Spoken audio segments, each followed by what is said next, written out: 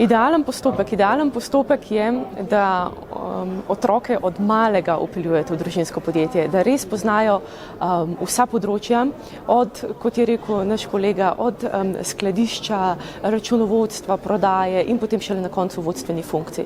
Torej, neprestan kontakt naslednika z podjetjem. To je v bistvu pravi postopek in potem odkrit pogovor o tem, ali želi prevzeti podjetje in kdaj ga želi.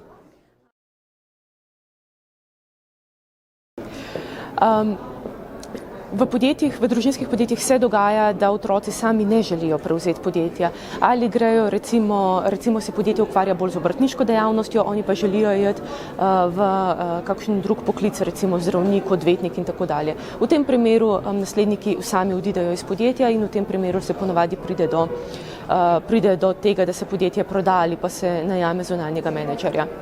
Zdaj bolj zanimivo, bolj problematično vprašanje pa je, kdaj ni primeren. Težko je reči, ker so vpletena čustva. Mislim, da nihče od staršev ne bo svojim naslednikom povedal, da niso primerni. Morda se jih proba na manj odgovornih funkcijah, recimo pri delu v prodaji, pri delu v marketingu, računovodstvu in se tam vidi, kako se naslednik izkaže, potem pa je potreben odkrit pogovor. Moramo vedeti, govorimo o podjetju, ne pa samo o družini.